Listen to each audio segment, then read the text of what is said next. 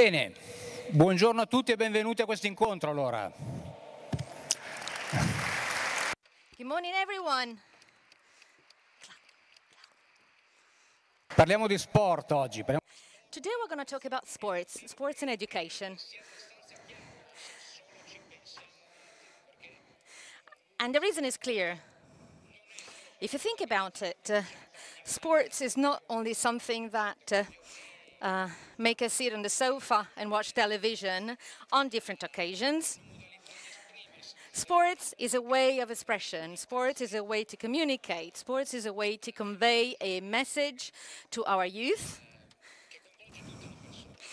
involving all people. Sports has to do with education.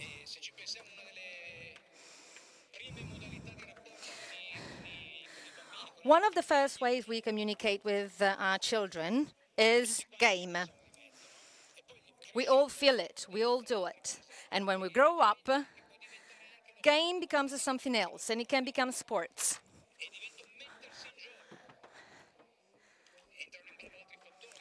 And there's different factors involved, like human growth in sports. Communication of values, communication of passions, competition. A push to take our best out of us. It's not just about rules, patterns. It's what people can do at their best. Pope Francis has often been talking about sports. First of all, because he's passionate. He has a passion for sports, as our testimonials will say. And also because it does know there's a fundamental key in people's education. And he said something which is very important, which was very important to me. He said the Olympic motto, Alcius Citius Fortius, is an invitation to develop all the talents that God has given us. When athletes give their best, sports can make us enthusiastic, can make us feel proud. There's a lot of beauty in the harmony of movements, like in sports and team. In this case, sports goes beyond its physical pattern and takes us into mystery. This is something we feel while we watch our children doing sports. While we watch a team, the real team that we feel is this one, the one that Pope Francis mentioned. And we're going to talk about this today with our three guests. We're very grateful to them for being here with us today. I'm going to introduce them very quickly, and then they will tell us about what they do. Let's start from Enrique Palmeyro to my right. Let's give a round of applause to Enrique.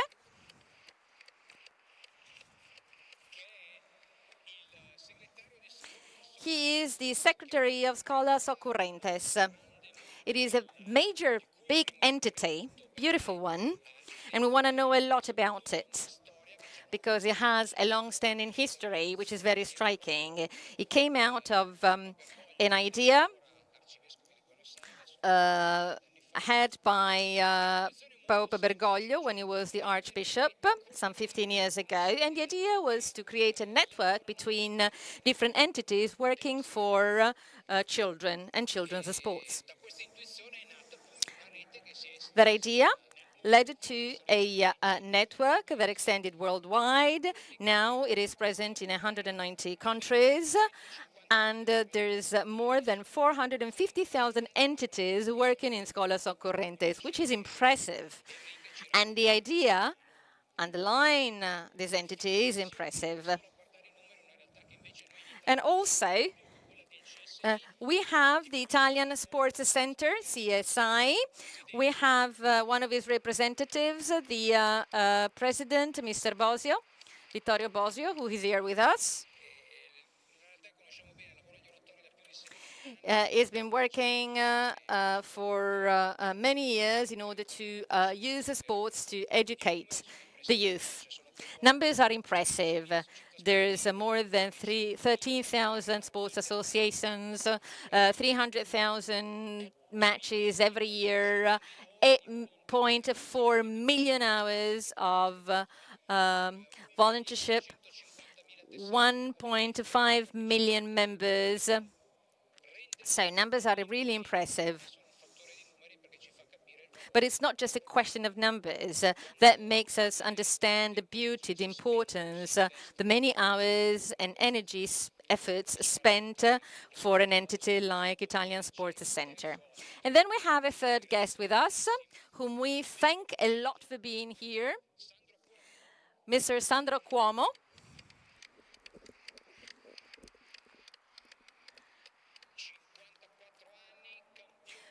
54 years old. He was a champion of a wonderful sports. Unfortunately, we feel passionate for these sports only during the Olympic Games every 4 years.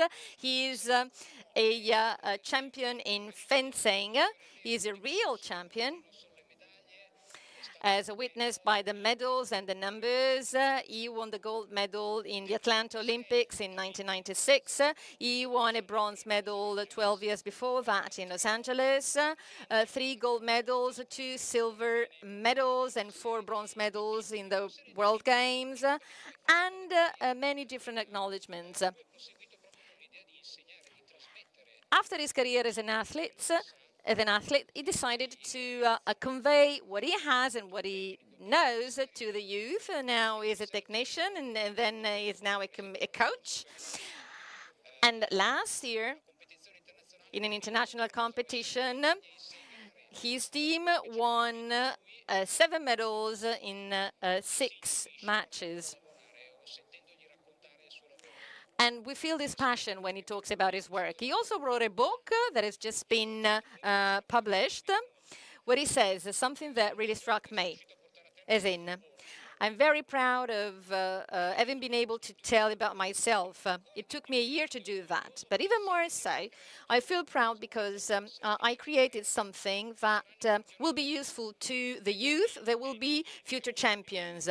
To my children and to my students and young people that are working with me. So he is a champion that wants to convey what he has been living. So we're here to talk with them, starting from Enrique, who's going to talk about Scholas Occurrentes. What is Scholas Occurrentes? And there will be different slides and a video. Video. El video. Okay, let's show the video first.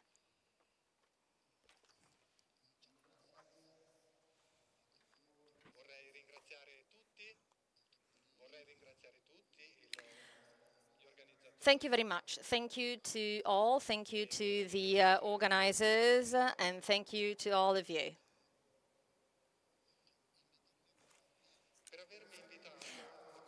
Thank you for inviting me here to share with you during this meeting, which is very creative and which occurs every year. My ideas. In this meeting, the harmony promoted by Pope Francis becomes truth. We're here to work together as a team.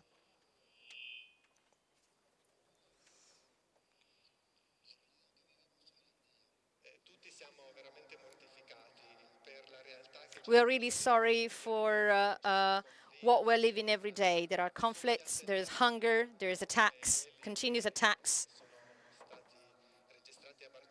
like those in Barcelona just a few days ago, as well as in Finland. And many other things that are not conveyed by the media. Things happening to Christians and many others in the Middle East. There's a civil wars in African countries. We're really very sorry for that. We know that today we do have natural and technical tools for letting us all live. We can all have a house where we can live.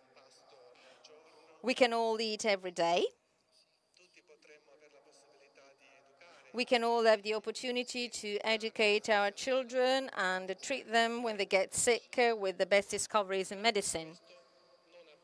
However, this is not the case. It's not that it's not the case today, but because if we continue along this path, we risk jeopardizing the life in our common house, as Pope Francis says, as in the planet Earth. Things are not working.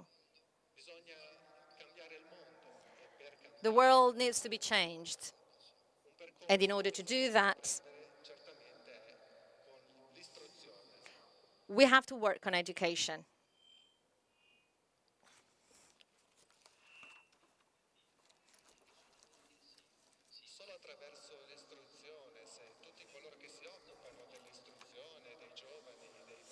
Only through education, only if people involved in education, like children and the youth, are in harmony, then education will change. This is why Scholas is looking for culture and is focusing on culture, sports, and science. It is trying to create bridges. It is trying to go beyond the small details of life. Scholas tries to manage everywhere in the world this type of interaction and this type of concepts. Scholas aims at harmonizing the language of the heart with the language of the head and the language of the hands. Youth that can feel what they do, that can feel what they think, and that can think what they do. This harmony is a universal one in people, and the educational agreement must be undertaken by us all. This is the only way where we can get out of this crisis. It's a crisis of civilization. And this is the only way to take steps forward as required by civilization itself.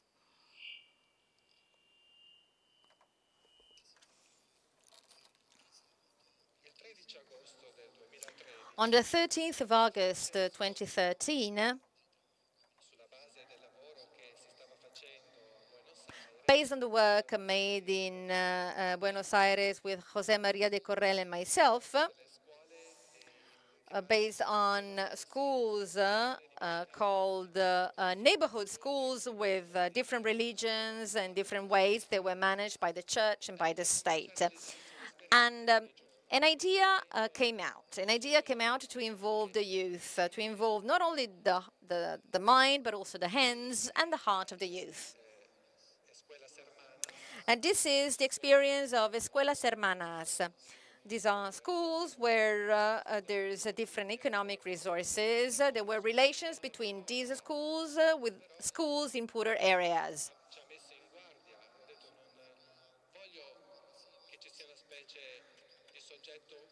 However, the Pope said there must not be one single stakeholder imposing its presence on others. There must be a sort of brotherhood. We need to work together, to act together. Hence this initiative, this idea.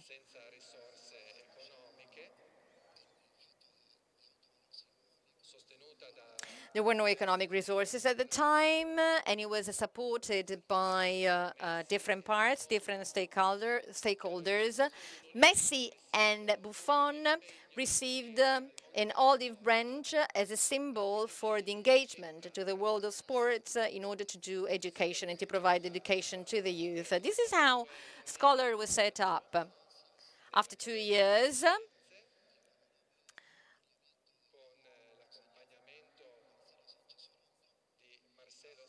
over these 2 years, we were helped by Marcelo Sandes Sorondo.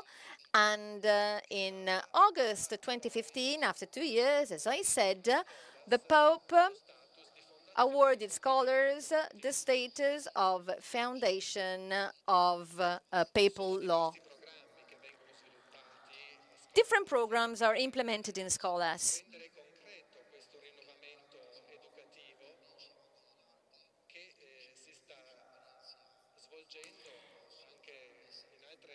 In order to be pragmatic, we are working with many other entities based on the same educational principles, requiring not only the engagement of educators, but also the engagement of politicians, sportsmen, artists, and professionals.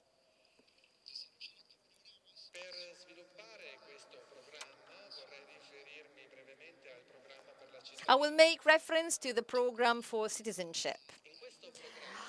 Now, in this program, for example, there are students coming from different schools working together for 1 week. They share their real problems.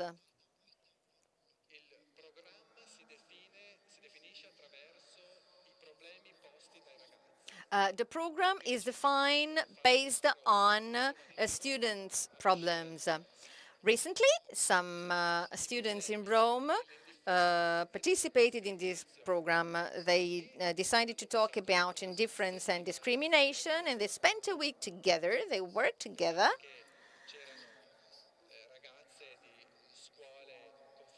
There were girls of different religious schools. Some of them, some girls were starting to become nuns. Some others were in different schools. They crossed their barriers. They were able to get to know themselves better. They took confidence and they put forward some real proposals. For example, they proposed an app for mobile phones in order to provide guidance to bullying victims. And then there's another program concerning sports. We also have a digital platform connecting all the different educational entities worldwide. We invite all educational entities to join this platform and to share their projects in order to work as a network. There are also universities joining this project. More than 60 universities are working with us and are working on the platform. Recently, a meeting was made with the Jewish University in Jerusalem that promoted an initiative promoted by Pope Francis that concerned an arts program. And then there's also a technological program called Scholas Lab. Then we also have another program on environmental protection. So this is it for our programs in general.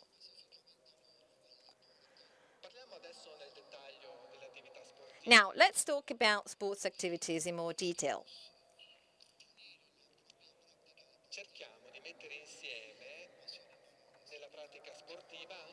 In sports, we try to promote values.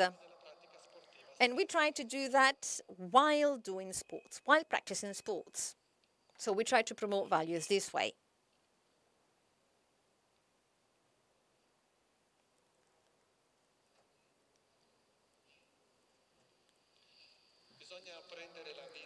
You have to take life as it is.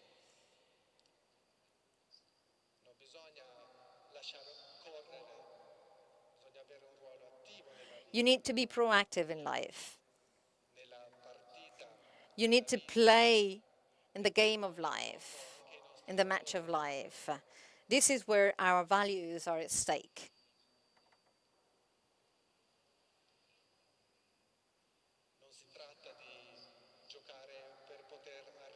The idea is not to play in order to get richer, to earn more money.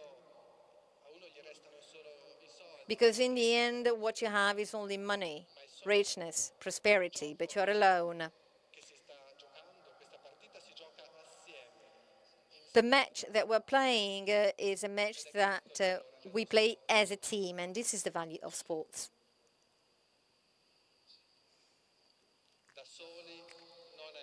You cannot play on your own. You cannot play this match on your own. And this is what we try to do with the youth. So that they can grow for every goal scored, but the whole team can grow. so that we can promote inclusion. I remember that I was 9 years old. It was 1946. My team, San Lorenzo, was playing, the whole team was playing together. And this is something that rarely happened. So the ball was passed from one player to the other so that the others could score the goal. So who was the goleador? Who was the goal scorer? The one that scored the goal, but actually the real goal scorer was the whole team, because the last kick was given by a person that received the ball from somebody else. Otherwise, the goal could have not been scored. So the idea of working together, the idea of working as a team, playing as a team, can make us feel less selfish. This is why it is important that every goal can lead to team growth, so that the whole team can grow together. It's not just the goal scorer that has to grow, it's the whole team that has to grow. In this match of life, it is really important that society can grow as a whole.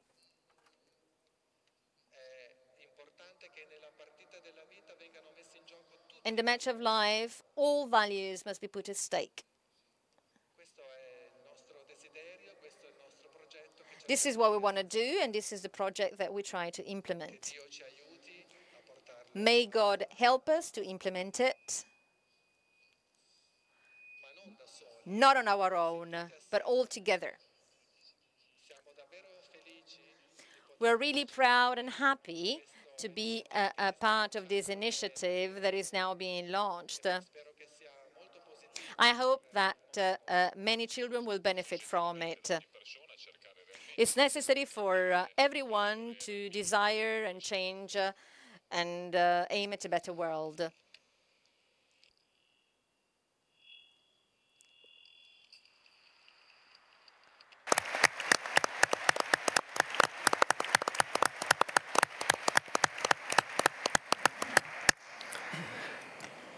Para ayudar a hacer realidad este deporte que educa apuntando a todo el ser humano.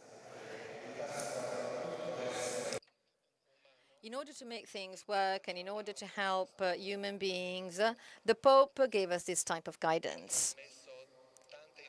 The Pope conveyed us many important and very deep ideas, as in sports is not important in terms of money. This is what Sandro will tell us. He will talk about the crisis of sports when consumerism and capitalism prevail as concepts.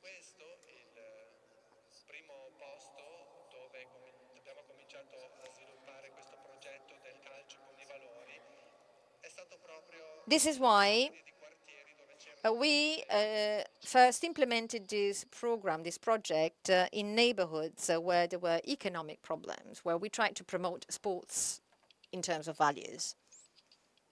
El proyecto Fútbol con Valores está Football project is a program for children and youth living in peripheral neighborhoods, and it accompanies them in a critical moment of their education. It conveys values of solidarity, camaraderie, and a sense of belonging through football, to promote and link methodologies and programs that nurture values through sports. This is one of the aims of the Football.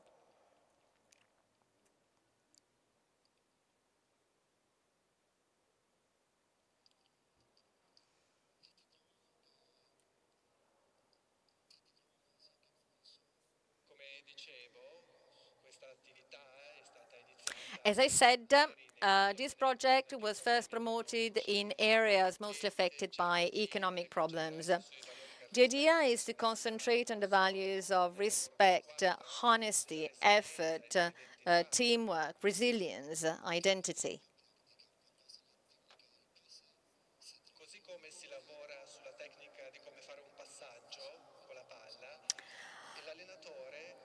The trainers do not only focus on how to play, but also on values. When the youth, when children make a mistake, children are put in other children's shoes. These are all the values promoted by Pope Francis in his life too.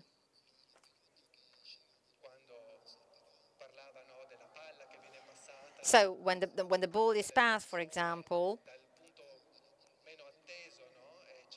to all the other people, and then there's people behind passing the ball to the people in front. This is how this teaches people that they need to be proactive. They need to be ready to accept the ball from wherever it can come. It may come. And the focus is on the importance to solve problems on a case-by-case basis. Planning is needed, but also people need to understand how things work in details.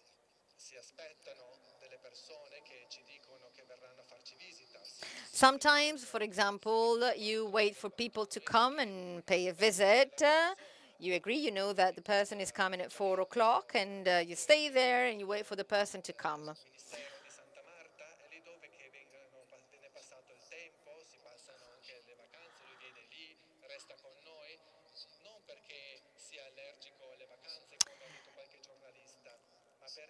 The Pope sometimes pays us a visit and he stays with us. Out of his love, he feels that he needs to use time in order to accompany evolution and transformation worldwide. This project, FootVal, Football with Values, aims at the youth, children, but also coaches and trainers, as well as educators.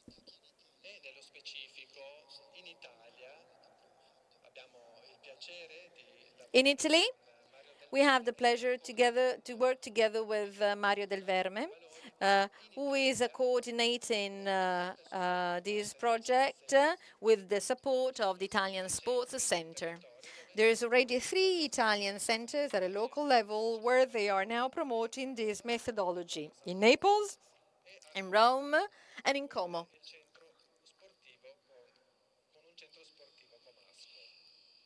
With a local sports center.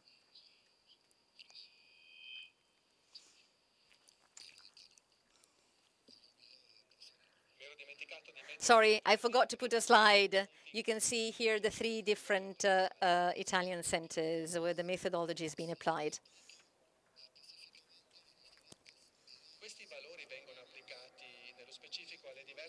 These values are applied at different ages according to children's age.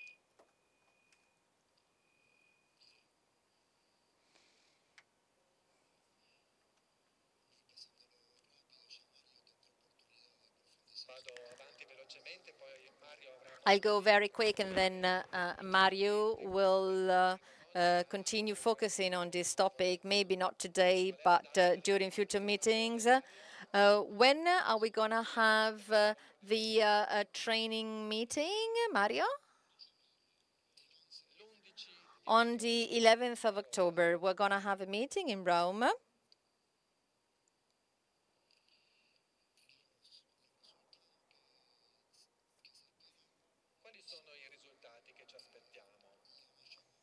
What are the expected results?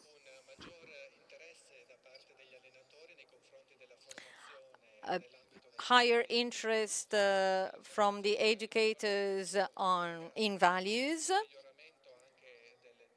improvement of sports techniques. But this is not the first result, and this is not the only result expected.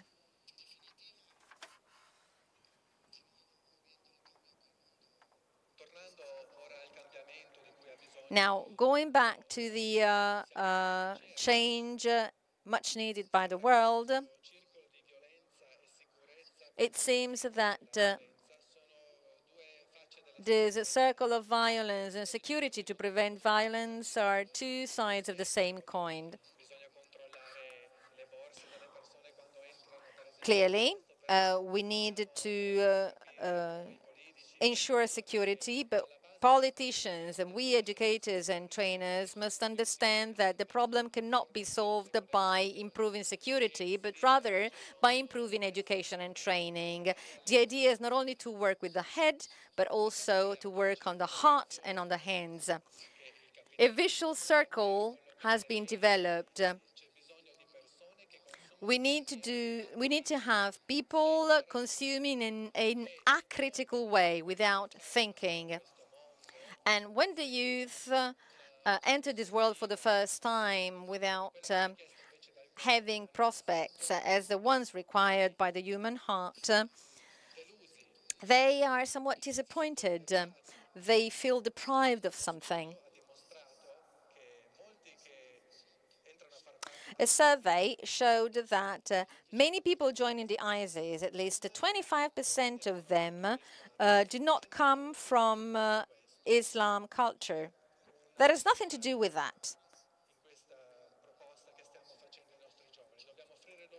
We need to provide our youth with a training based on listening, sharing, opening, as Pope Francis said in his message sent to the meeting.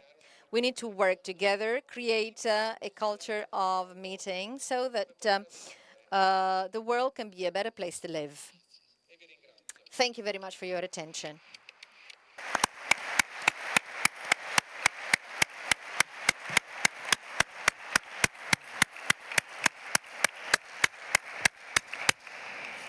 Grazie, grazie Enrique. E adesso Thank you very much, Enrique. Let's now hear something from CSI, the Italian Sports Center. So what they do to break, so to say, this vicious cycle. Good morning to everyone, and thank you for inviting me here this morning. I'm really proud that such an event chose sport as a topic to talk about education. So what does CSI do? You have already talked about the figures, the numbers. And so I can say that CSI uses its 140 committees and 13,000 sports associations to convey a positive message and education through sports. It was born before the end of World War II on the initiative of Pius XII. And it was born because at that time they needed a sports organization for oratories, for parishes. So enhance sport within these local communities and in the suburbs where they needed to work together with people, with the young people, and get them closer. This said, we may think that it's easy to put education together with what we do, but today it's not something that can be taken for granted because even though it is carried out in structures where education is fundamental, this is not to be taken for granted. What we do is mainly thanks to several volunteers all over the Italian area. And the key word is service. And this morning, before getting here and meeting the volunteers before starting the day, I've heard a boy talking about what he did yesterday. And he said, I'm living a wonderful experience of service. And I think that service is really at the core of what we do, of what our directors do. And service is also the will of many people to educate young people. With 1,150,000 members within CSI, there are lots and lots of young people aged less than 16 years old. So these young people are core to what we do. Our directors, the referees, or the coaches that carry out our activity have to bear witness, to act like witnesses. When I was young, I went to the oratory, and when I started to play, the foundation followed those who went to the mass, but they also focused on whether these people were good enough to play. And then at that time, the first thing I was said as a director was that I needed to make everyone play and never tell anyone go to the mass or not. Be the first to do it. Be the first witness, the first example to be followed. So you should go there and you will see that the young people will follow. You don't need to tell them, because otherwise it would be useless. I think that very old experience is an experience that is still valid and important today. And it's something that I always mention, and I always do whenever I can, with all the coaches, with all the referees. I always invite them to act as witnesses of good. I'm not just talking about that, but doing really tangible actions in this sense. Being part of the CSI, I worked as a player, but especially as a referee. I've been a referee for 40 years for the CSI. And in these days, I've followed some TV programs that are based on this gesture of a referee that just shows a screen. And so I wanted to focus on what referees should tell players. They could just say that maybe they have just two eyes, but without dealing with the world of professionals that maybe needs this type of things, I think it's really difficult not to make a player in every type of sport accept that there is a judge and that we need to trust that judge.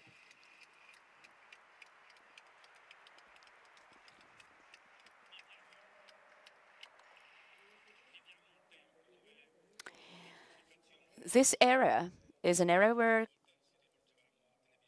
there is a particular communication. In the past, we just used the TV, the newspapers, but now there are several media that are key.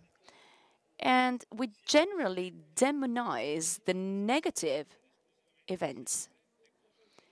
And we put emphasis, too much emphasis on that. The 800,000 matches of CSI where nothing happens will never be mentioned. But a football match is enough. Maybe a football match where there are parents who try to protect their children, going beyond other people's arguments. Well, that's enough to be published on the newspapers. This is why I say that we put too much emphasis on what is negative. We are currently living experiencing several negative events where it's not always easy to understand what is good and what type of good we are providing to others, even as CSI. And I think that we strongly need that there are positive things indeed. And there are lots of positive things. And if we are not able to tell this to our young people, if we are not able to tell them that we can win a match or a competition, but we can also lose, and we need to be able to accept it. But it's not losing something inside us, it's losing just a competition, which can happen in sports. And I always say that maybe the winner is not always the best, maybe it's the luckiest, or with the best situation to get to the final result. So if we want to convey these values, these positive values, well, it's something that we really need to do. And CSI has been doing this for several years. I took part in this association, playing different roles. And I'm now national president, and maybe that's the only experience that I would avoid if I could turn back time. However, there are values that we need to pass on to those sports structures and facilities that are in the suburbs and that are needed to convey such positive models to the young people. Educating young people, it's not something that can be carried out by CSI acting like preachers, but acting in a proactive way. I think that CSI is trying, has been trying to do it. At least, I say that we have been trying, because all those who work in the field of education always need to be very attentive and careful and never say, okay, I did it, I made it. Because when we even only dare to say that, that's maybe the most difficult moment. A few years ago, I was coming back from a tournament, and I was with a guy who was in charge of all the referees, and we were at the end of all the activities, and he told me, you know, this year, no referee was beaten. Well, actually, they had. And I told him, never tell that again, because otherwise it will happen. And I think that the task of CSI is actually this one. And I wonder, do we still need such a sports center in this society? And I think so. I think we need it. I think we need people of goodwill that work with young people, with adults, with elderly people, so that sports is also included in an educational context. Thank you.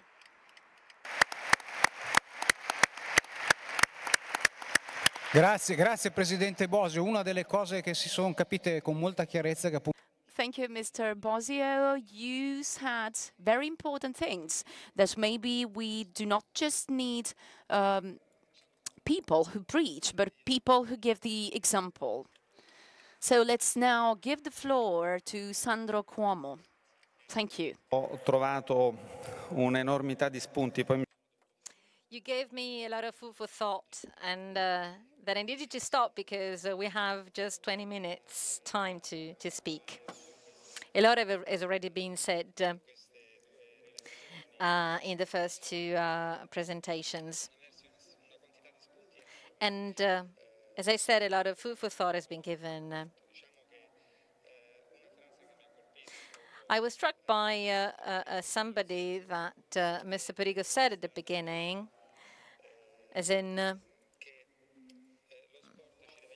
sports needs to help us develop the talents that were given to us by God.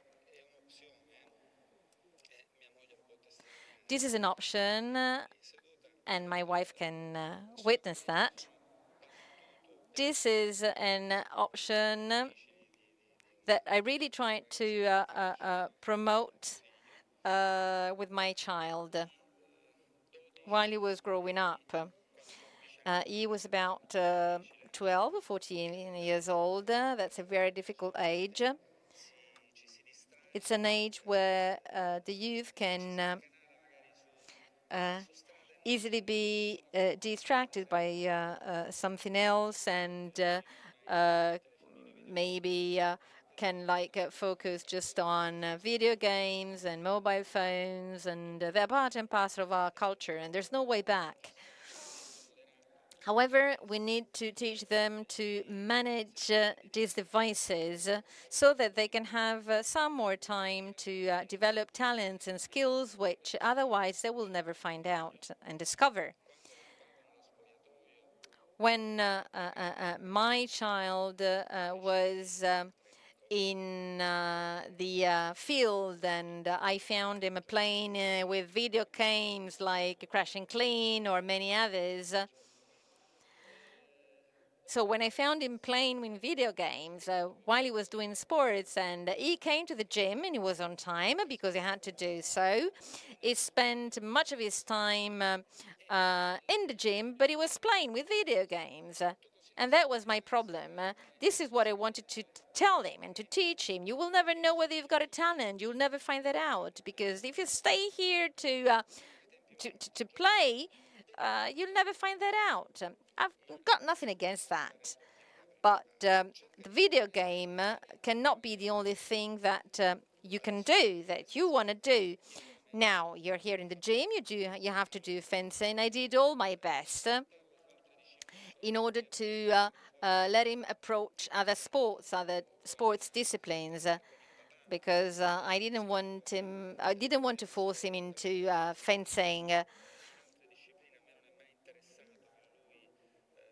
I've never been interested in him becoming a champion.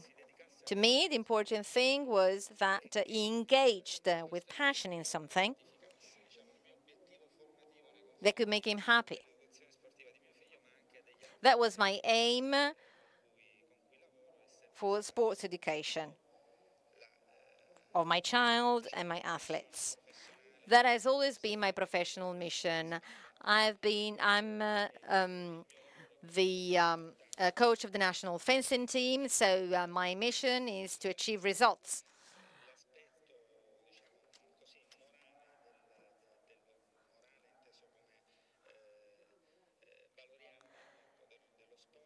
So the moral aspect, the aspect concerning values has to go hand in hand with results, because if there's no results, then I'm not credible at professional level. So I've always tried to strike a balance between achieving excellence and promoting values. It's always been a daunting task for me, especially today. Today, people tend to think that doing sports means becoming champions. So if you're no champion, you're nothing. And this is connected to what the Pope said before in the message. You cannot play on your own. Now it's the football player who is in the newspapers and who has scored a goal. But he has been able to score the goal because the whole team made it possible.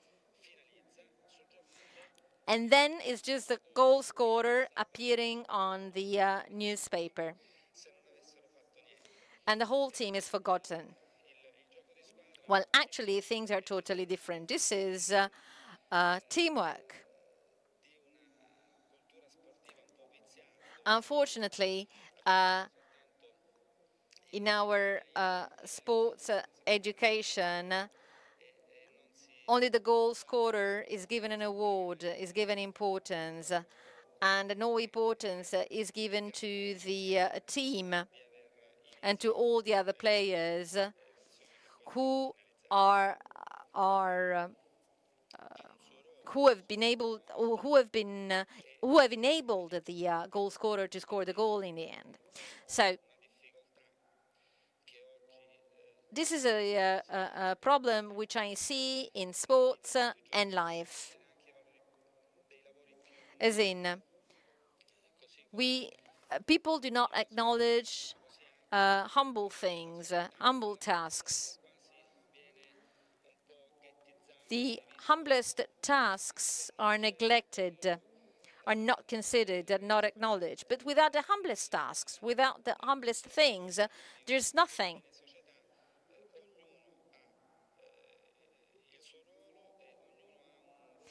Each one has its own role to play, its fundamental role to play, not just a goal scorer. There would be no society made of goal scorers only, like there's no team made of goal scorers. So the player must pay a service, is there to pay a service to the team. This is the most important message to be conveyed in sports. That does not only apply to team sports, but only to sports like mine, which is basically an individual sport. Fencing is 1 versus 1, and you fight. You fight on an equal footing, but it's 1 versus 1. Actually, this is not really the case, because when there's a coach, there's a team. There's a team of 2 people working together for one single aim, planning together, coordinating together, suffering together, living together and sharing important emotions together. 2 makes a team already.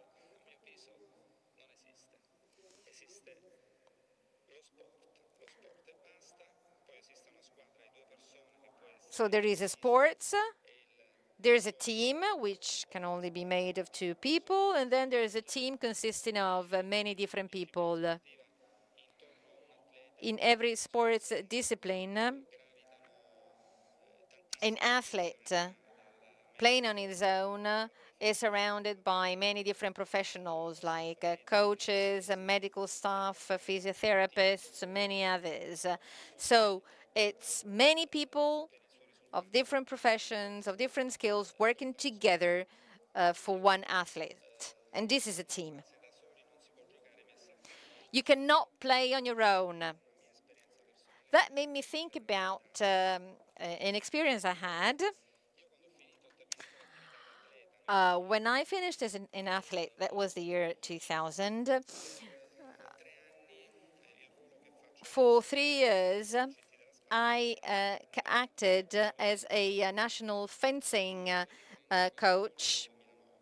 Then I stopped, and then I started once again in 2009. From 2003 to 2009, like all champions and athletes, I belong to the police sports team. I was no longer an athlete, I was no longer a champion, and therefore I was serving as a policeman. So I was also working in arenas, football arenas, for example, to act as a policeman. And I had an experience on that occasion. At some point, I had to protect the bus of the team guests, of the guest team, and I was protecting the bus passing by of the guest team that was coming to the football arena. So I was working with my colleagues and I let the bus pass by. Then the bus came and there was a person behind me who just wanted to pass by. And I was there trying to protect the bus, and this guy was insulting the bus. But the match had not started yet.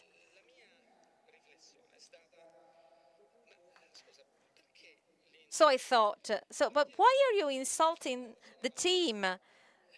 The match still has to start. He was saying, go away, go away. Just go away, go back to where you came from. And he was speaking like sort of dialect. And it was not that kind and gentle, but I cannot say that like here. So I turned around and I said, well, but if they go away, whom are we going to play against? So the question was quite obvious.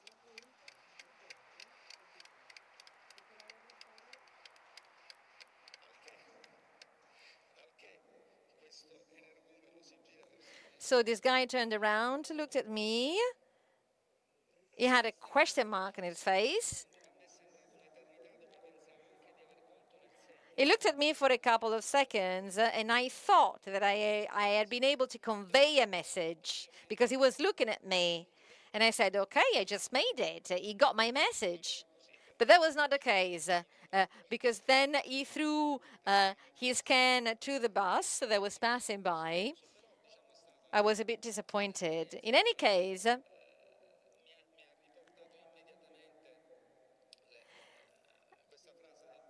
that experience made me think about what was said by Pope Francis. You cannot play on your own.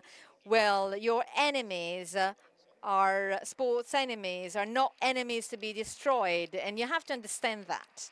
Otherwise, it's useless.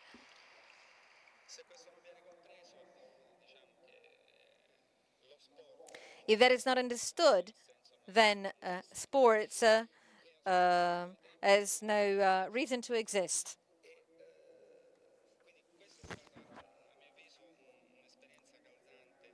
So that was a very important experience for me, which is connected to what we're discussing about today.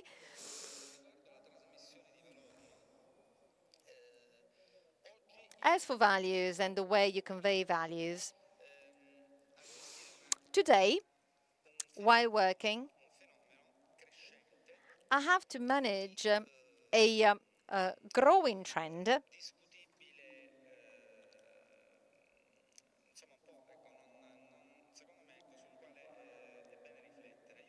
which I don't fully share. For example, today, in my discipline at least, coaches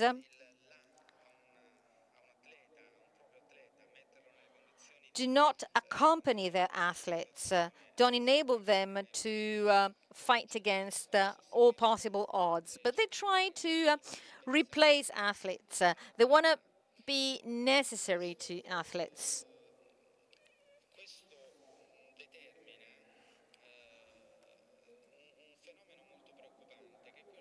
That gives a reason for concern. At some point, the athlete does not feel at ease, does not feel independent in managing different situations.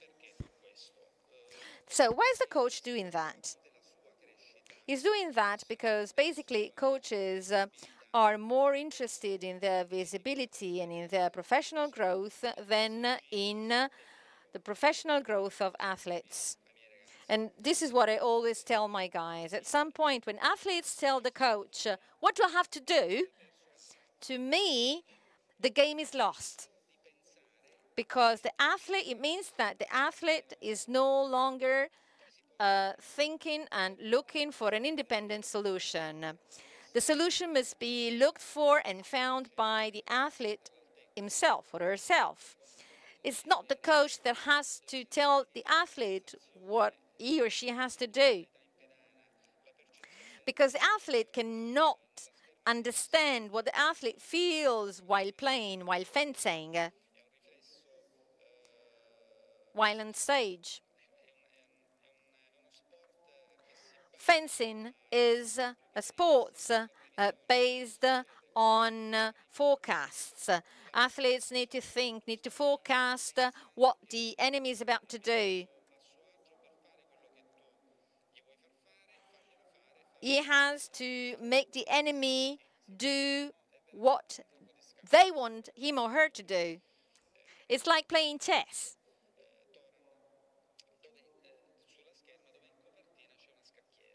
And there's a parallel. There's a lot of comparisons and similarities with chess. Athletes have to think independently and have to act independently. Otherwise, the game is lost.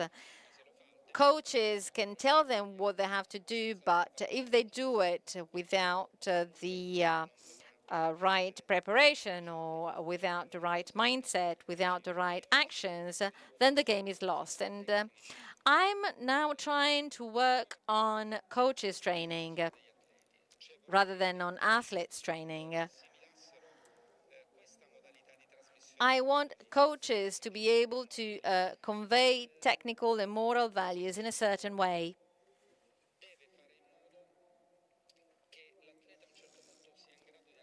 At some point, athletes must become independent, like any good parent should do. So this is what coaches have to do.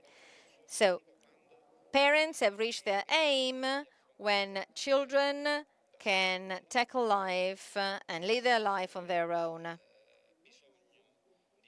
Not when they always need their parents to live.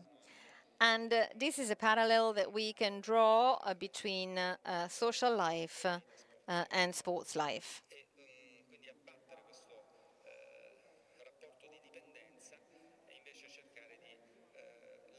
So athletes must become independent, and we need to work on the autonomy, independence of athletes. This is of the utmost importance.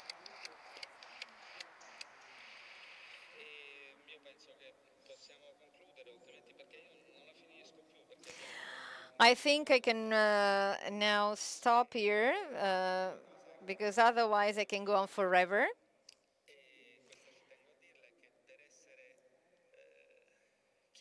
However, I have one last remark.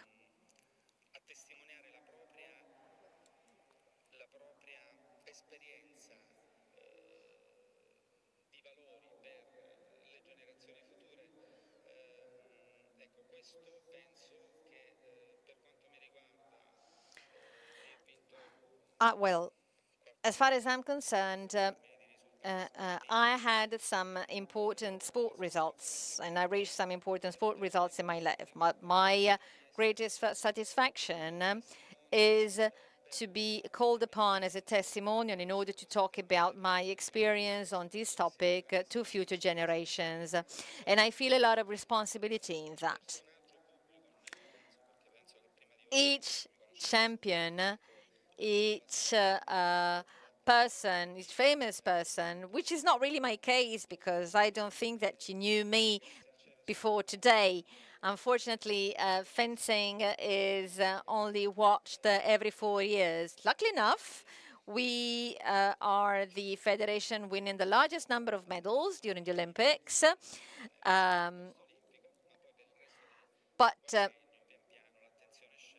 in between the Olympics, no one cares about fencing. In any case, I can tell you that being here today with you, for me, is the best medal. Thank you.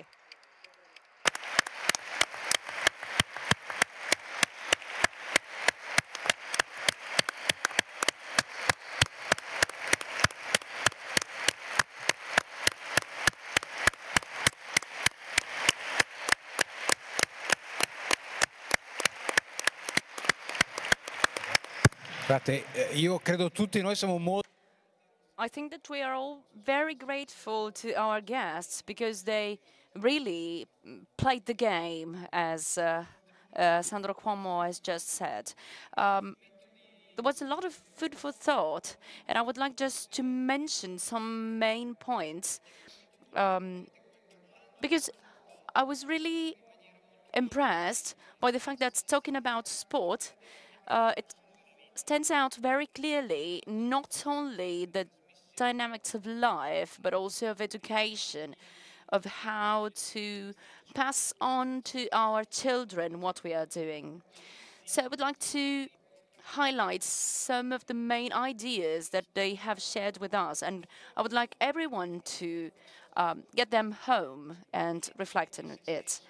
First of all, the fact of becoming independent, the fact that an athlete at some point starts being independent, but no game, no match can be played on our own. And as the Pope said, there are several values and purposes that are very clear. But everyone has a task and can play a role in it. And if this is our purpose, the methods, the way to follow, it's not just passing on values, it's not just something abstract, it's something that goes through experience. Experience means that there are some passages, as Pope Francis mentioned, also in the video that we saw. Experience is conveyed through real actions. And so there's another thing that we can remember in these days of the meeting. This passing on is not something that is automatic, not something that can be taken for granted. As Mr. Bosio said before, it's not enough to have a facility, to have an organization. The sport do not educate automatically. We need to find compromises, to give a service, as I said before, to run the risk, even in terms of freedom. There's nothing automatic in passing on these values. It's something that anyone can do and can decide freely whether to walk on this path with you or not. And I think that humanity is the same. And sports makes it stand out very clearly. And the last remark is that for all this education, we need witnesses, testimonials, people who engage and commit themselves for the destiny of other people. So walking on such path together with somebody else so that our experiences become one. I, for example, imagine to be the coach, the fencing coach, that does something that is needed in that moment and then gives his advice. I think that's the most important thing. So we need these type of people. The fact of deciding freely to get into the game. And it's something that we are going to deal with a lot over these days. And this is the reason why we thank and we give a big round of applause once again to our guests today. And we thank them for showing and sharing what they shared with us. Before saying goodbye, just a piece of technical information, which is very important because everyone knows that for the meeting to live such moments, we need to work in a team. So even this year, we can donate and contribute to the growth of the meeting. So inside the pavilions, there are several stands, several stations, so to say, where you can find donate now.